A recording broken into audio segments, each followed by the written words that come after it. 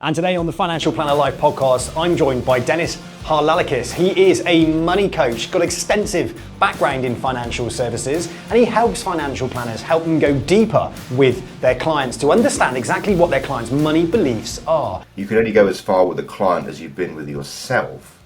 Really is true in all areas. You can't talk about financial planning if you haven't done the exams. You can't help a client, you can't explore a client's money beliefs or what's driving their behaviour if you haven't been through that process yourself. I've learned loads from Dennis over the last couple of weeks about myself, my money stories, and my relationships with money. I opened up quite honestly to you, and it was a really powerful conversation for me actually, because we dug quite deep into my upbringing and where maybe some of those money beliefs actually stem from. I think you're going to love this episode if you want to go a little bit deeper around the psychology of money and what your clients might be thinking and how to make them feel comfortable in those initial first meetings.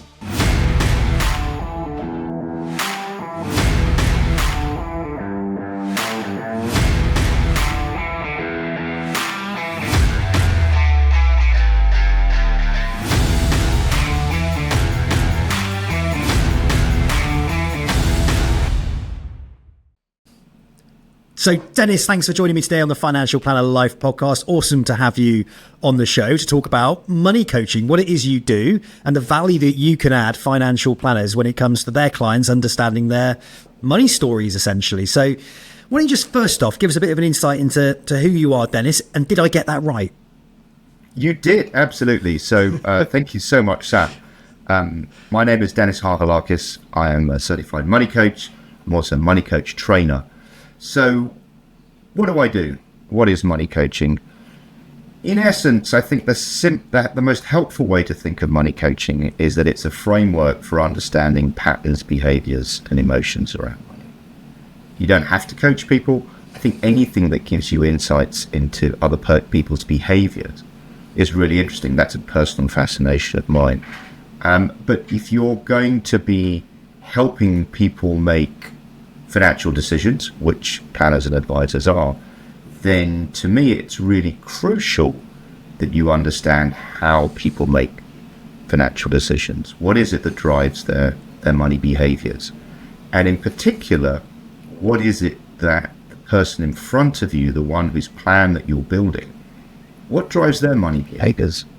So that's, if I position money coaching as a framework for understanding patterns, behaviors, and emotions, I'm really doing it in the sense of not coaching an individual, but more in terms of, wow, I wonder what's going on for that person right now, and how can I help? To a point.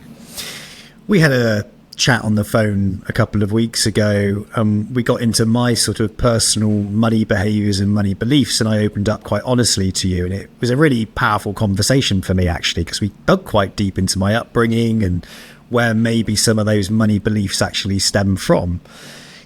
So when you do this and you talk to, say, financial planners, right, and you might help them discover ways that they can unearth those types of behaviors and beliefs within their clients, how do you go about doing it, Dennis? When you think about that system of coaching and training, say, a financial planner, or opening their eyes to money beliefs and all of that kind of stuff, how do you go about doing it? This set structure that you have, what do you do first?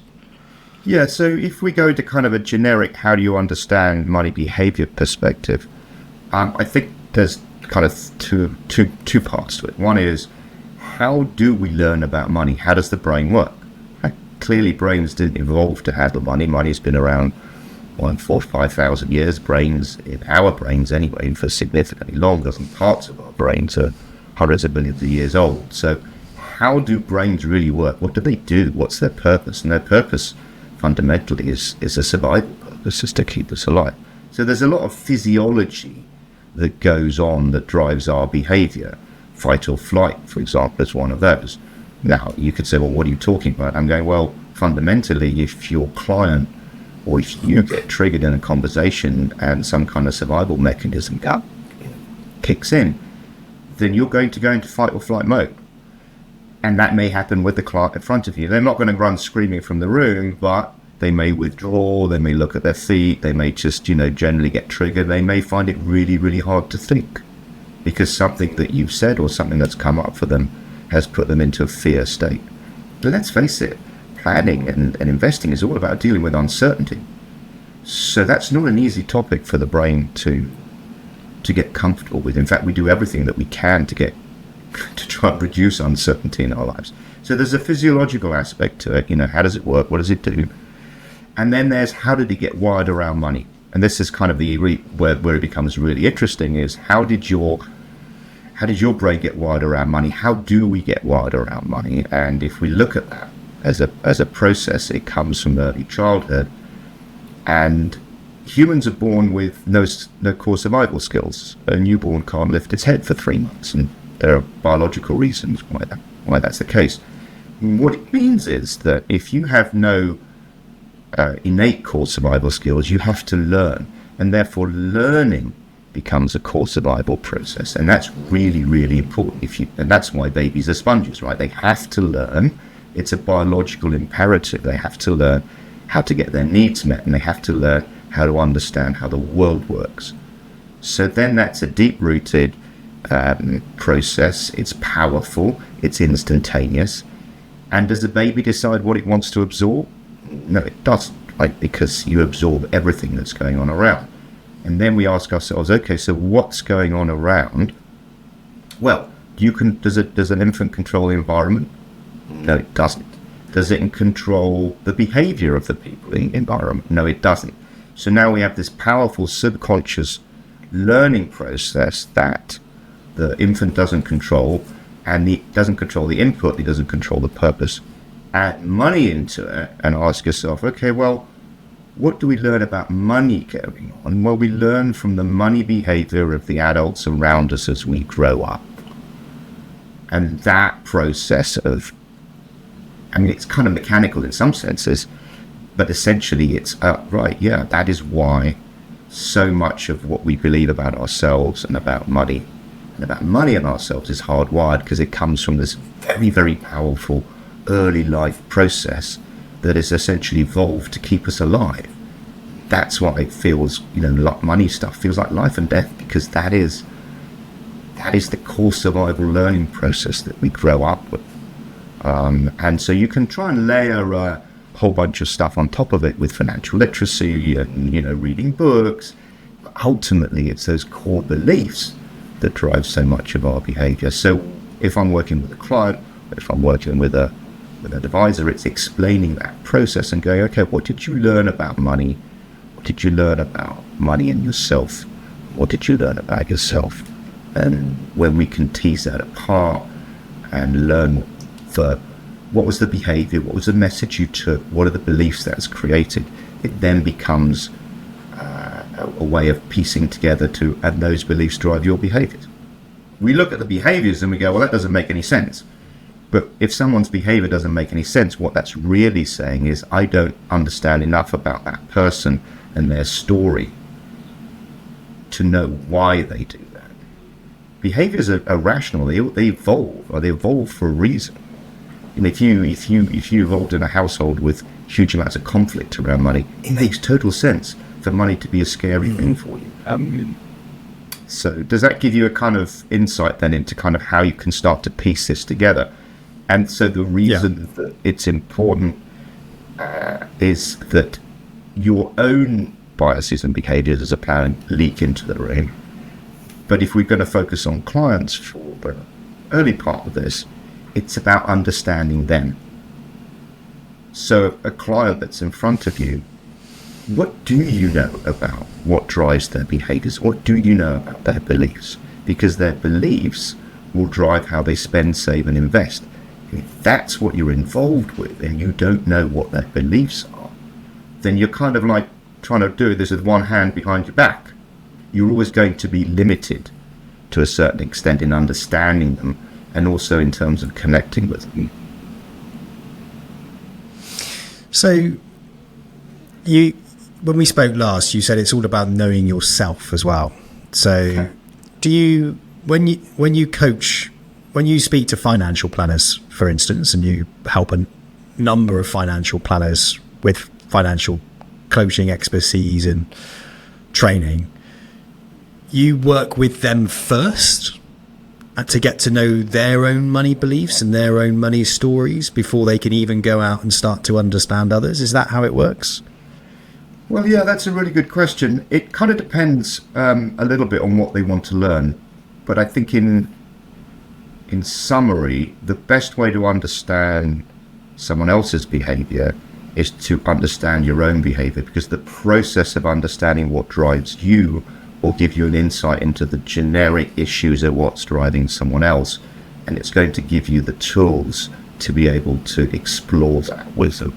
So I think in some ways, what did they say in coaching? You can only go as far with a client as you've been with yourself. Really is true in all areas. You can't talk about financial planning if you haven't done the exact. You can't help a client, you can't explore a client's money beliefs or what's driving their behavior if you haven't been through that process yourself. You can learn technically, and so if you want to go out there and Google, top 50 questions to ask clients about money behavior, you can do all of that.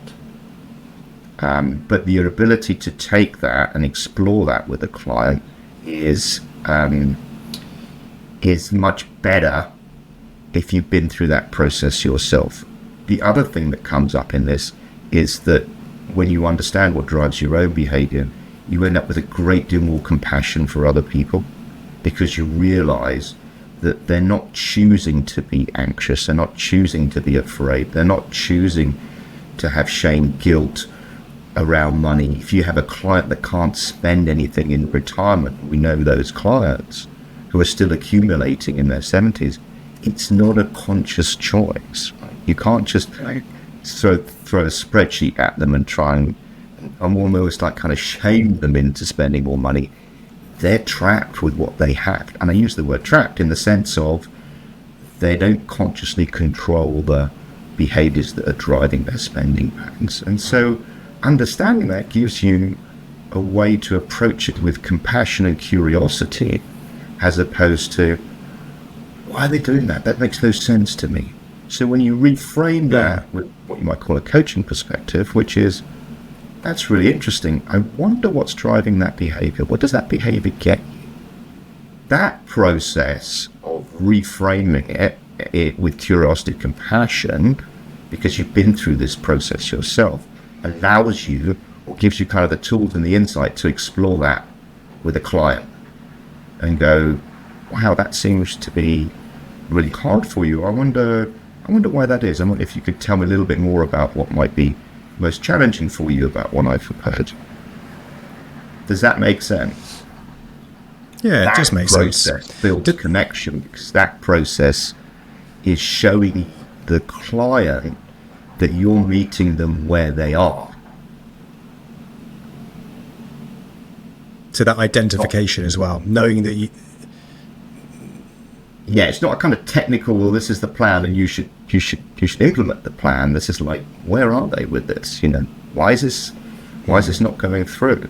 So is the advice non-compliant? Is the client non-compliant? Or is it that I haven't helped them to feel comfortable enough and safe enough to move forward with it? Dennis, what's your money story and money beliefs? So my money story comes from mainly from my childhood. So that's mainly from my father. And the origin of my kind of understanding what my money story is, I spent 30 years in financial services. I worked in trading rooms. I've worked I built a private bank with three guys for a Taiwanese conglomerate. So I spent a lot of time in money. I know how money works. And I thought I knew enough. I was actually operating out of fear and scarcity, which I inherited from my father, based on his life experience. And my turning point was listening to a planner who had just become a money coach talk about where money beliefs come from. And I had this realization that all my life I have been dragging around my father's money anxiety. This caused me, the upside of it was I was a very good saver. The downside of it was that I radiated anxiety out into the spaces. I didn't like to pay for things. I didn't like to part with money. I didn't invest in myself. There were some other self-worth issues I had around myself, which came with it. And so this realization that, hang on a minute, this isn't mine. I didn't choose to have this. I inherited this. This came from my father. Now I can begin to understand it. And now I could begin to work on it. That was 2018. I trained as a money coach. I spent about 6 months actually in that process. And so the period since then has been an exploration for myself around understanding my money behavior, working with my anxiety, working with my scarcity mindset. And the scarcity mindset is also, around myself. And then helping other people on that process, whether it's scarcity, whatever it is that they struggle with, they come to me because they've gone through this cycle of, I don't understand it. I'm an adult. It's only numbers. Why can't I do this? And then what's wrong with me? And once you get to the what's wrong with me space, you're trapped in shame, because the last thing you want to do is talk about what's wrong with you to somebody else. And the thing with money is that we all have stuff that we don't understand. We all have things that we wish we could do better or knew better, even if they're kind of really below the subconscious level. So my journey around that is essentially to support people with a safe space, in a safe space where they can talk about things that they find really, really difficult. And that's me as a coach. The thing is, with planners and advisors, is they're doing the same things for clients. They're helping them to talk about things that they may find really, really difficult. You don't know. I mean, I think maybe the way to illustrate this would be to kind of give you an example. So we haven't really talked about questions yet, but obviously questions are one of those things, money questions. So a money question like, I wonder if you could tell me a little bit about what money was like growing up. Now, if we kind of role play this a little bit, Sam, you say, oh, we didn't talk about money growing up. So I'm going to say to you, so Sam, thanks for coming in today. Before we talk about anything to do with, numbers and everything, I find it really interesting to understand a little bit more about your money story. And would you mind telling me a little bit about what money was like for you growing up? I can actually tell you, I guess. Do you want me to tell you my money? Shall I just be honest and see where it goes? Let's do that. If you're willing to open the conversation up, absolutely. Yeah. I'll go as far as I can go. But money wasn't ever really talked about in the home. Right. So I always remember being quite fearful to ask my dad for money because he would reject it. And that's even to today. I wouldn't ask him for money even to today because I feel like there would be a whole story, and he would give me the money, but there would be a whole issue around that I'd have to deal with. First of all, right, there was always something that it was always a challenge to get it. Whereas my mum, if I asked my mum, I'd pretty much get what I wanted from her. So I had one parent that would give me what I wanted.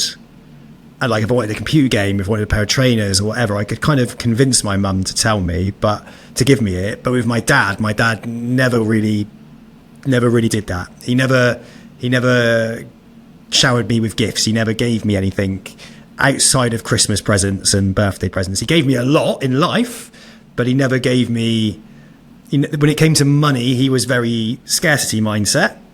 And whereas my mum was more free flowing with the cash. Does that make sense?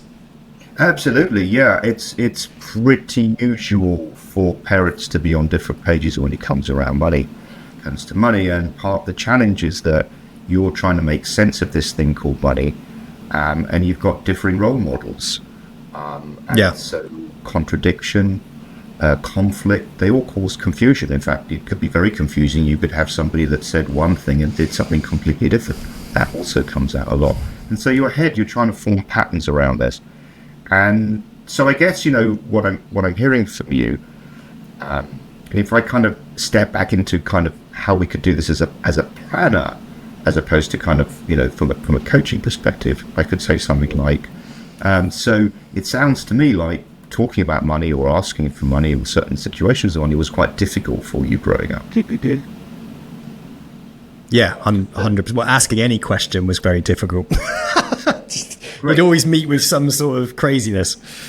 Sure, right. So now what that means is for you and me, if I'm a planner and you're a client, if you never talked about money growing up and you never asked questions around, or it was really, really difficult to ask questions around money growing up, that means to me what I'm hearing. What do you think that means? So that means for me as a coach, what I'm hearing is this situation that you find yourself in, because you've had an inheritance and now you need to do some financial planning, this could be really difficult for you.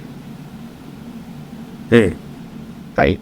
So I'm going to ask you, Sam, if you never talked about money growing up, or it was always challenging to engage with your father, and that means that talking about money could be really difficult for you. How are you feeling right now? Nothing. Anxious. Yeah. Wow. Okay. Now, we're not going to go into coaching space, but can you see that process, or can you even feel that process of trying to meet you where you are is going to take the potential conversation in a certain direction? If a client's really anxious, then acknowledging that is massively powerful, because it's like me saying to you, Sam, thank you so much for sharing. A lot of people have anxiety around this, and I'd just like you to know that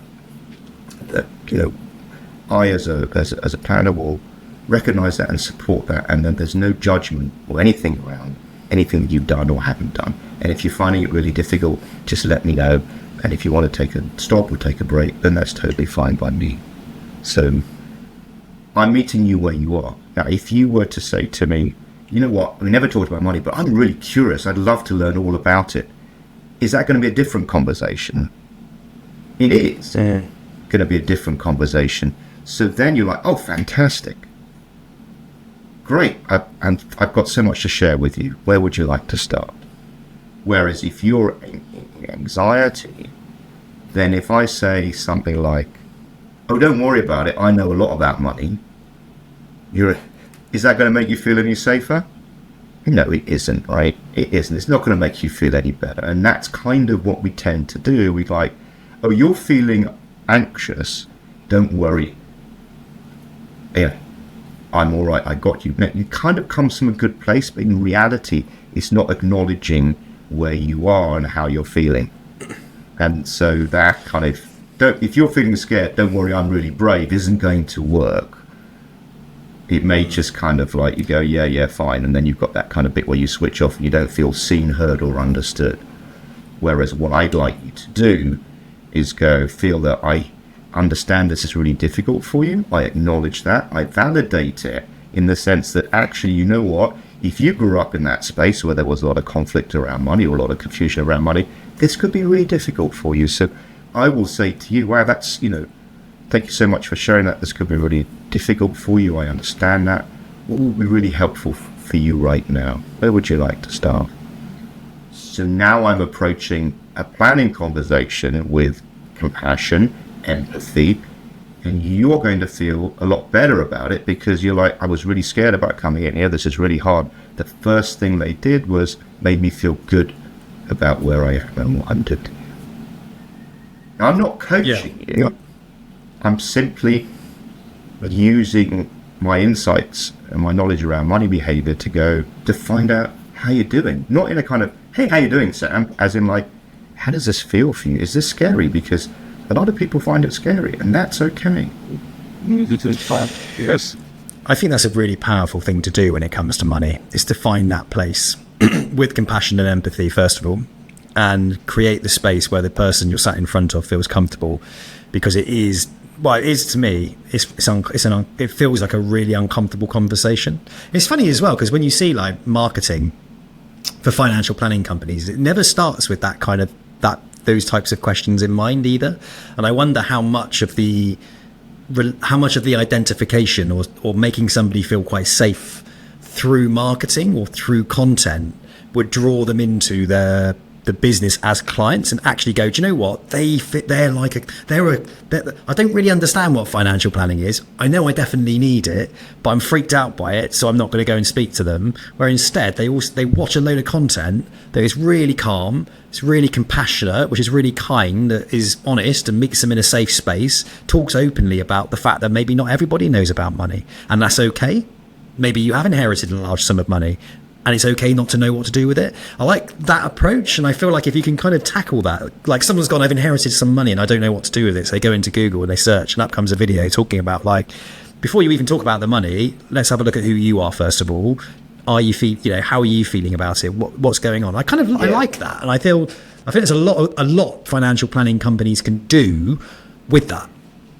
Right, absolutely. I'm glad the inheritance thing is really interesting, because as an example, if I've inherited, whatever that money is, a large sum of money, and I come to you, then in some ways, as a financial planner, in some ways, it's a technical question. What are we going to do with this? But if I have deep embarrassment or shame about it, then, and you try and come to me with a technical solution, oh, well, you need to put this in your eyes, so you need to put this in over there, and you need to do all these kind of technical solutions, I'm not going to do any of them, because you're addressing the wrong problem. I'm coming to you because I think I need a planner, but what I really need is a conversation first that helps me get comfortable with the inheritance that I have. And if you don't know that, if you don't ask me, if you don't say to me, oh, Dennis, right, wow, that's a really interesting, congratulations, that's great. How are you feeling about the money? If you don't ask me that, you won't know whether I'm trapped in shame and guilt because, the last thing I said to Auntie Di was rude, and now I've inherited some money from her, or whatever it is, or, I don't believe I am worthy enough to inherit money when there are millions of people that have nothing, and why have I got this money, and what am I going to do with it? If I'm trapped in shame and guilt around that, then if you try and give me a technical solution around how to invest it, I'm not going to feel seen, heard, or understood, but also I'm not going to do anything with it, because I can't move forward from the space I'm in. And all it takes is a little question around, how are you doing? How are you feeling with it? Some people can really struggle with inheriting money. Tell me a little bit about it. That's going to open up, a connection between the two of us. And I'm going to go, if I feel so strange, I should feel happy.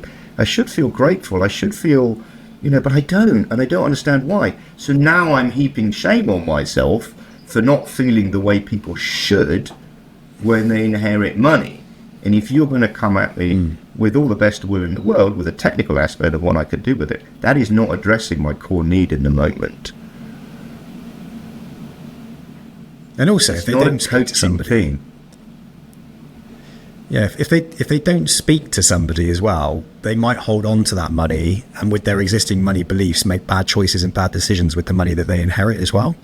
So it's about drawing them into a place where it is actually safe to explore it, to explore also your thoughts of what you want to do. You might want to go and buy a brand new bloody Ferrari with the inheritance tax, and that might be like something you really, really want because you wanted it as a kid or whatever.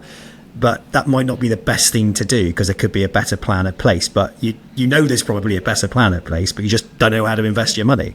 And then the intensity, and then the shame and the intensity and the kind of that is like so overwhelming for some that you'd rather push it aside, and then you just make a load of bad decisions with the money. So it's like, how do you make it safe? Yeah, you're going to be driven by what makes you have the least discomfort, and if that means ignoring it, you could have a situation where you've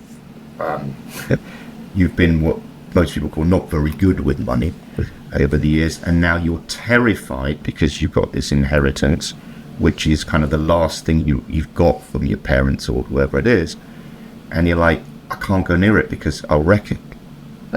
And this is really meaningful to me, and so you're trapped in anxiety or shame or guilt, and in that space.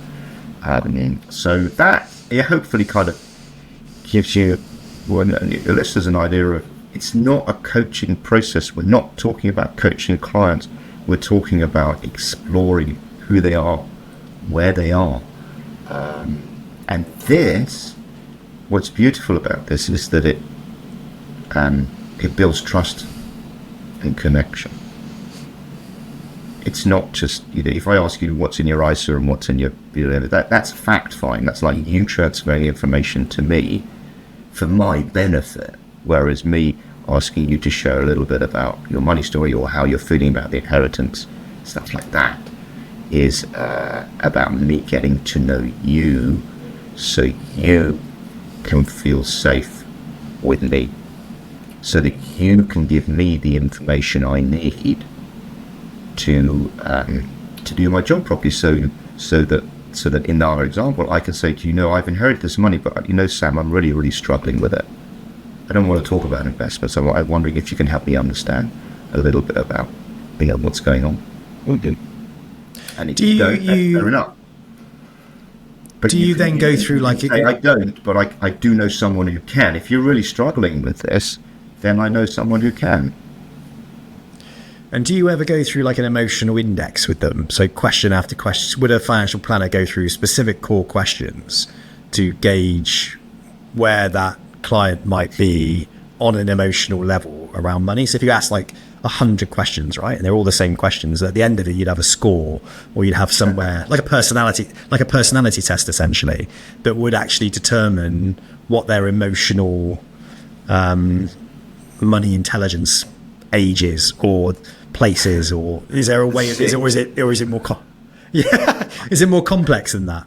So well, I have a money quiz that I use for all of my clients, which gives me an insight into their money personality, what is fundamentally driving it, what aspects of fear are driving it. Most people have a level of anxiety around money because we've kind of, it is this thing that's very central to our lives, but people can present that, people can get trapped in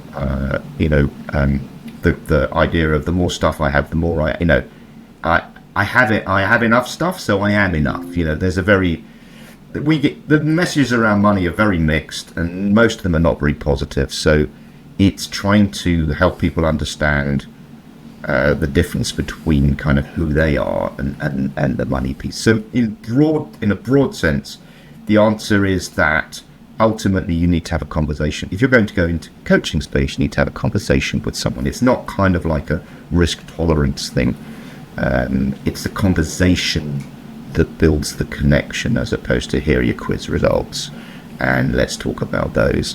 I think within in the advisor space, it's far more powerful to spend a little bit of time in certainly the discovery meeting, understanding a client's story, and even if you don't go into significant details, the question and answer process is in itself the important thing, which is, I can't stop myself before we went into your story, but you shared with me some information about your mum being this way and your dad being that way, and I would ask a question around that. Is it difficult for you to ask for money? Do you find money, it sounds to me like with two different things going on, then actually money could have been quite confusing to grow up around. How do you feel about that? And so we don't need to go into a great deal of depth.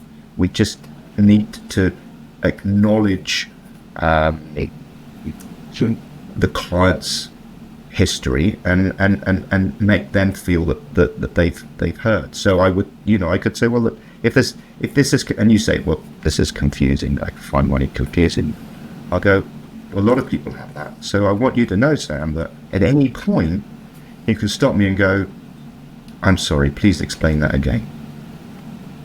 Could you show me that again? Maybe you could draw a graph, maybe you could do it this way, maybe you could do it that way. Just know that you can do that at any time. Anything that I explain to you now in our conversations around planning, or just let me know if you haven't heard what I've understood, and that's totally fine. It's up to me to help you understand it.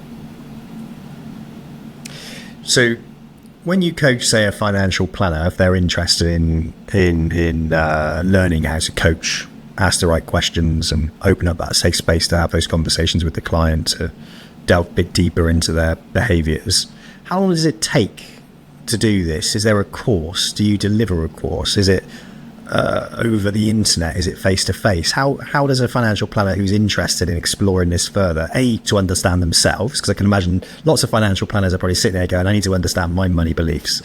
So if they wanted to do their own version and then also understand how to deliver this within client meetings, what's the sort of time scale? Is there a qualification? Is there a course? How is it delivered? How is it done? So we run a money coach training course, which is 16 weeks.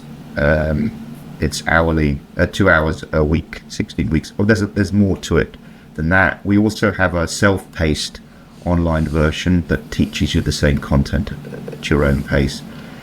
And that's kind of the Rolls Royce of it, if you really want to understand money behavior. And that has 3 components. We teach you how to explore a client's money history. We show you how to do that with 2 practice clients, your own practice clients, and you go through that process yourself.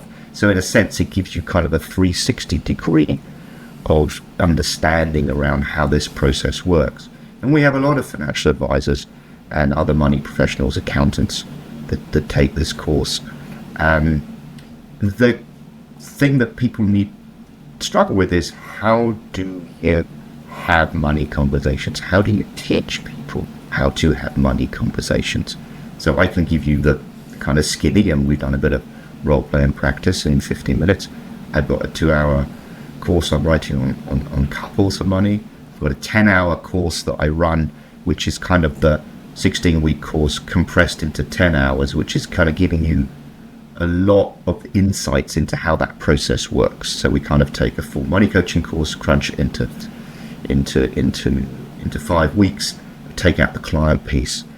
In the end, you have to practice it. You have to go out. And I think really the best place to start, at some point, you're going to have to get curious. Now, this isn't for everybody, so I'm not trying to sell this as kind of, the must-have. I think it is in many ways, right? The advice you give is only as good as the conversation that you can have with a client. But I'm not here in the kind of evangelical ram it down your throat. I think it's really important for someone to have a level of curiosity around why they want to do this. And that's going to give them the motivation to do it. And there are plenty of reasons. There are the reason that we've talked about, being connected with clients, building trust and connection, holding a safe space for clients' fears and anxieties. You transform the implementation rates because, clients are no longer blocked because you've said, okay, tell me what would be helpful. And then explore that with them. So there's, from an ROI perspective, there's plenty of reasons for it. But I think most planners I've met just want to do the best job they can for their clients.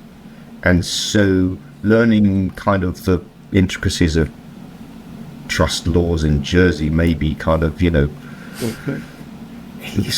useful in some senses, but giving someone a skill set they use in every single conversation with every single client, to me, is very, very fundamental. So I would say, if you really want to explore this, start with a workshop, or just have a conversation, or with me around where you want to start. We have a number of options. I'm not really, and see whether it resonates with you, and if it does, that's also okay.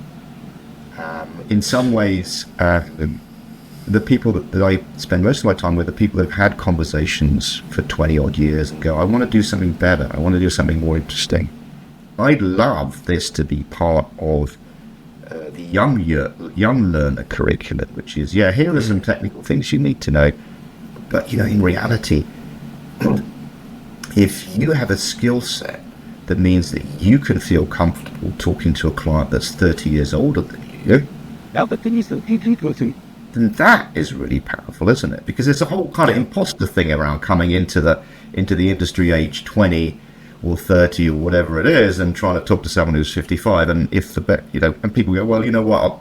I'll still be alive when you retire. I mean, that's kind of nice, but in some senses there is a kind of like, I don't have the life experience to connect with my client. No, you don't. But you can learn how to connect with your client by asking them open money conversations.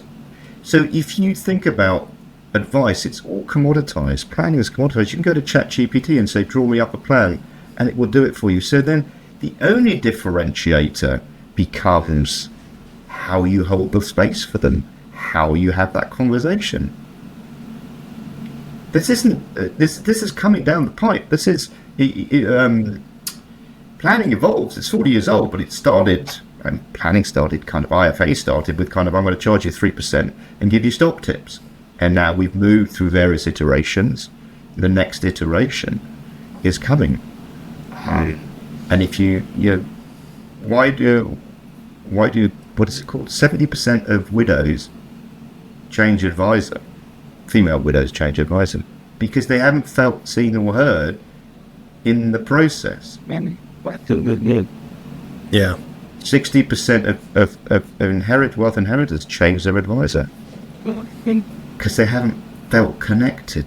Now, that's not necessarily the advisor's fault. I mean, in a sense, the advisors and planners are products of the system that educates them, that says you need to focus on technical expertise and this and that and the other. Oh, we're throwing some soft skills, you need to listen better. You need to have empathy. You need to do this. So tell me, in your experience, how easy is it to have empathy for someone whose behavior makes no sense to you? How do you listen to someone and you're like, they're not listening to me. I don't understand why they do that. Why the hell are they doing that? It's very, very hard to build connection, empathy, and listening skills, all those supposed soft skills, when you don't understand the person in front of you and you're not curious and compassionate around it. So the soft skills bumps into the reality. Whatever you say about listen for what's not said, or listen, what a third degree of listening, all these things that are put out there in the supposed soft skills sign, like, yeah, but how do you do that? How do you listen? But it's also about not spending too much time in that space and recognizing when you've opened somebody up and they are being open and they're ready for the help, that you do also offer the help, right? And you then take them down the pathway of the financial plan or engaging with them on a commercial basis. Otherwise, you're kind of dilly-dallying in the daisies, talking about all the fluffy stuff and not actually getting a deal done. And that's what puts off probably a lot of business owners who have financial planners working for them, because they're like, well, they spend that whole time on the soft skill but not doing enough of actual putting the products in place and actually getting the income into the business. Well, that's absolutely correct, and I do want to acknowledge that. What I'm saying is that it's not necessarily a question about spending all your time with clients talking about early childhood money issues.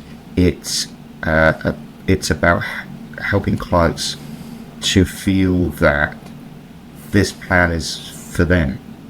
So it actually increases compliance. It actually helps them to follow through. If you don't feel... It runs alongside. Yeah. If you don't feel that the advice is relevant to you, or it doesn't recognise that your situation, you're not going to follow it. That's why clients don't follow good advice. They don't follow good advice because they don't feel that it's connected to them or where they are. So from an ROI perspective, this is a huge amount. It makes a huge amount of sense, because you want clients to do the implementation. You want clients to follow the plan. The plans are good. The issue is, are you talking to the money or are you talking to the client? Because if you're talking to the money and you've got a great plan for money, that's really nice. I think planning is hugely beneficial. I have my own planner. He's a great guy. But he talks to me about me and understands where I come from in a way that is the human-to-human connection piece, and then the money bit rolls in after that. Yeah. Well, that makes total sense to me. I get that. Totally. That makes total sense to me. So if somebody is interested, Dennis, in exploring this a little bit further, where could they find some information? So I put some links into the show notes, and people could go to the show notes and click on the link and find out a bit more about what you do and how they can get stuck in. Sure, absolutely. So you can find me at cambridgemoneycoaching.uk. You can find me on LinkedIn. at Dennis Harhalakis, and there's Cambridge Money Coaching as well. But Cambridge Money Coaching or LinkedIn would be the best place to start. And I just want to say, look, this is kind of new in many ways, and if it doesn't resonate with you, that's okay. We tend to stay away from things that cause us discomfort, and that's biologically, that makes a huge amount of sense. Don't go towards things that make you feel bad, right? That's how you stay alive. So that makes sense. But what I do want to say is that the discomfort is there for a reason, and when you learn to go towards it, you learn something about yourself and you overcome that. It's the same thing how we learn how to do anything difficult is to engage with the discomfort. So where I think this kind of manifested itself really well was a client of mine who's an IFA, and he didn't like to have the fee conversation.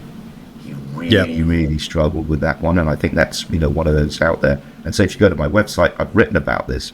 What I can tell you is that with money coaching, it transformed his relationship with the fee conversation from being one that was driven by fear and lack of self-worth to being one where he actively engages with it, and he looks forward to it because it's now a way for him to showcase what he adds to it. So what he adds to the client is like, you haven't talked about the fees, but I know that it's probably in your head, what am I paying for? And I'd hate you to be sitting there thinking, what am I paying for? So would it be all right if I tell you a little bit about the fees and how they work? So that now that brings the discomfort, evaporates. A client goes, oh, I'm glad you mentioned that, Kai. We no longer operate out of a space of defensiveness when we learn to tackle the thing that we're scared of. So if it's fees, if it's talking to clients, if it's whatever it is, when you learn to engage with that, you're released from that. And it's nothing more powerful, is there, than learning to conquer a fear, because that now becomes your strength. So I mention the fee thing because it comes up a lot. And I go, hey, you know what? You're not the only one that struggles asking for money, asking for fees, self-worth, all that stuff. When you learn the origins of it, you learn to no longer be afraid of it, you can then go towards it for a position of strength. And guess what? The clients want to recognize that. They're like, yeah, I'm so glad you brought that up. Most people are kind of defensive around their fees, but you've been totally open and honest and transparent around it. And I really appreciate it. Brilliant. Well, Dennis, on that note, thanks so much for sharing today about your coaching, the impact it can have on financial planners and their clients. It's certainly got me thinking. It's certainly piqued my interest, because this whole area is the piece of financial planning that I find the most interesting. And it's definitely an area that I want to explore further. So I'm certainly going to be digging into the literature that you have, the website, and any of those links that you can send across. Let me have a good look at. And I'll certainly be pushing this out on my YouTube and LinkedIn, and just sharing all the good work that you're doing, and hopefully passing that on to people that require it. But the bit about the fees is fantastic as well. I love that. So make sure you give me that link as well. So Dennis, thank you so much today for coming on the Financial Planner Life, and we wish you all the best. Sam, thank you so much for your time. It's wonderful to be here. Thank you.